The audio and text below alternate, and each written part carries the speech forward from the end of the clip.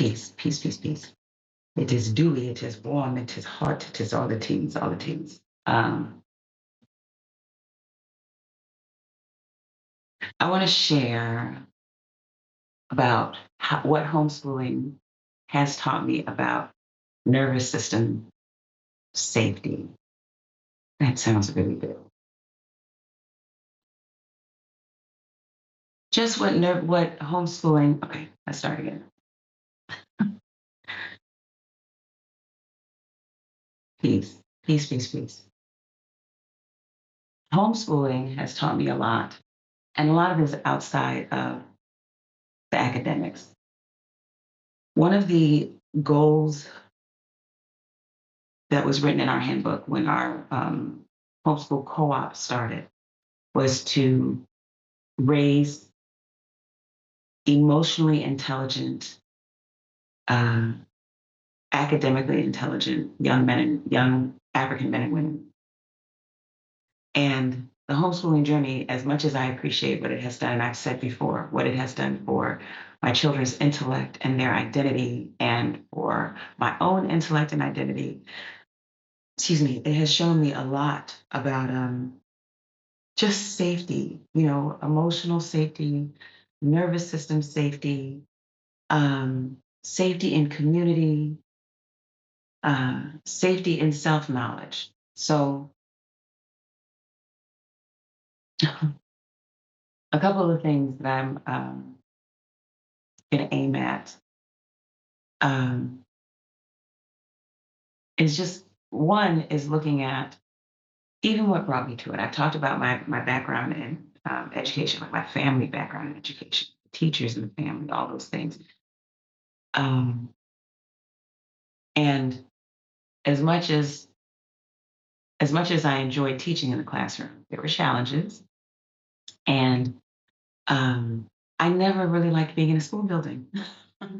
I never really liked being in a school building. People would show pictures of uh, children and communities gathered out under trees. And if anyone's ever been to the campus of Hampton University, Hampton has this very large emancipation oak where the Africans of that day gathered to hear that the Emancipation Proclamation had been signed. And so when I think about sitting under a tree like that, rooted, protective, and being able to gather under that like birds and whatever other woodland things that people could gather in those spaces, communal and protected and safe with each other. I love that idea of education. I love that expression of education. There have been a couple times where my children in West African dance and drum, where in their performances they would sit at the feet of an elder. And what a beautiful image and just feeling it is to be shoulder to shoulder with another um, with a friend, with another community member, with a classmate, and be looking up into the face of an elder who is invested in you. So, of course, you can't tell what is central to me in this expression is connection um, and safety. Connection and safety. I know that when we were, so here comes a shop term, but I know that when we were learning when we were learning in our educational program in college, we were learning Maslow's hierarchy of needs, and there are many different hierarchy of needs. But we were reminded that if a child is not eating, is not slept, is not in a safe place, is dealing with trauma, learning is going to go out the window. It's going to be very hard for them to retain, receive, you know, anything that's being given. And there were a couple of instances where I saw that uh, while I was teaching in the public school system, not just a couple, many instances, sadly, where I saw that. And I wanted a space that would be safe and not just for the children, but for the adults too. So um, in our co op, in our homeschool co op, we would start out our mornings pouring libation, um, doing yoga, going over a proverb, and more times than I can count. we would be going over a proverb and like the ancestors would rush through. And children would be in tears, the adults would be in tears, all the mamas sitting there with their children, talking through a proverb and just expressing our gratitude at how loved and cared for we are by those who have gone before us, and being able to share that with each other. So being able to start that day centering in that way, and that being the priming for education, not running, not trying to get there, not running a list of all the things I didn't have that the child doesn't have, or I got to be, none of those things. Um, I noticed how safety made it easier for the children to receive and easier for the adults to give. Because I've taught in public school, and there's so many different things that happen in education now, and I'm refused to complain because there's also a lot of really beautiful teachers who work in spite of that. But one thing that I know that continues to happen is I think I've linked it before. If you ever get a chance to look at the article Teaching is a Woman, because it is considered to be women's work and basically like mommies in the classroom, there's a consistent push to try and make sure that it proves that it's a professional career. Teachers have to um, be licensed. What is it? Every 6 years, it may have changed, but every so often they have to make sure they have enough professional development hours and experience that they are kept up to date on things. So on practices and um, curriculum. So it's not a let me come in and hug and kiss on these babies and I can go home. And so I can remember there are times where we were given lesson plans that were like, you had to have your lesson plans, not we were given, develop your lesson plans for class, make sure they're in the binder, put it in a prominent place, make sure that every minute of your day is clocked out so that if an administrator walks in your room at 10 o'clock and looks at your lesson plans at 10, that's where you should be in your lesson. That leaves no space for human beings. It doesn't leave space for the teachers to be human. It doesn't leave space for the children to be human. It creates unnecessary stress. And the beautiful thing in education that still has goals and objectives, but that is centered on the well being of the children, the community of the children, is that sometimes the lesson plans change. Sometimes they get adjusted. Sometimes we spend 2 days on something that we had slotted for one, or we spend 3 days on something that was slotted for five because it either needed more time or it was a lot of fun or the children moved through it and it was like, well, there's no point in dragging this out because we got it.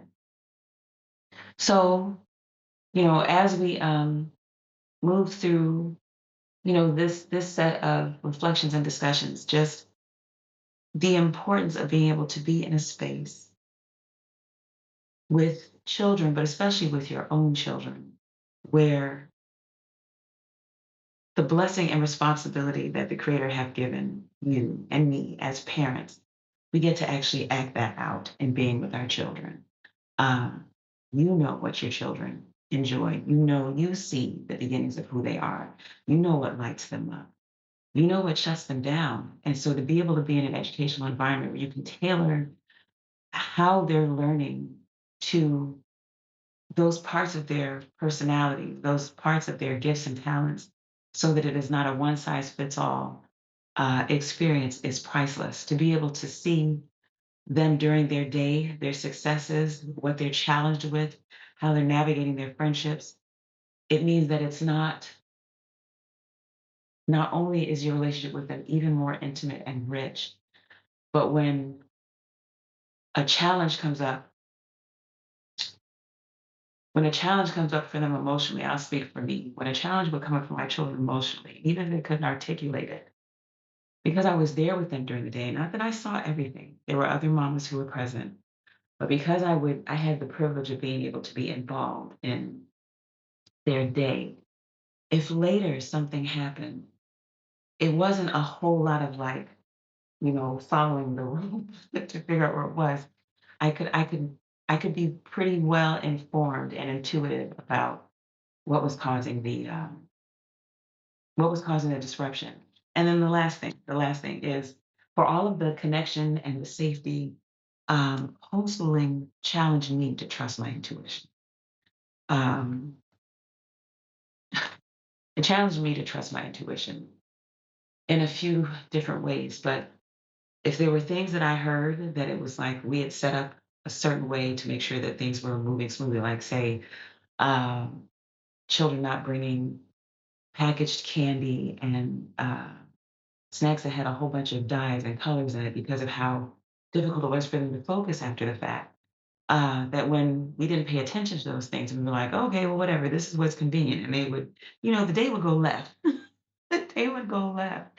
The same thing with making sure that they had garb that was reflective of their heritage. That when it didn't happen, when we weren't consistent, the day would, I remember a time when I particularly wasn't consistent and stuff started to shift. And so being reminded for me that there was a particular calling that I undertook, that it is a particular calling that I undertook, that it is not me doing it by myself. It is me and my ancestors and um, shrines, community members, other mamas, families. Um, it was giving not only a space for the children to grow in their spiritual, emotional, and academic um, prowess. I like that word. But there was space for me to hear. I shared how I was thinking about one particular thing when it came to my daughter going off to college, and how when I got real quiet, the message was, let her do that. That's good for her. And that consistently, the space for that to happen um, in a homeschool environment, first initially just with my children, but in a homeschool co-op with other families, was a really big gift, has been a really big gift. Um, so yeah, yeah, I'm looking forward to sharing on that. It's been there have been successes and challenges, and even the challenges turn into successes. So, if you are someone who is in the middle of your homeschool journey, if you are someone who's considering starting your homeschool journey, if it's wherever you are, just the reminder to be heart and spirit led and to center the needs of your children, the needs of your family above a prescribed calendar or script or set of or a curriculum that is metered out to happen at a certain time. The beauty is to be able to just keep swimming, just keep swimming, just keep swimming, and to be able to move as your educational experience dictates that it moves. So, okay, um, there's some things to do today, so I'm gonna get on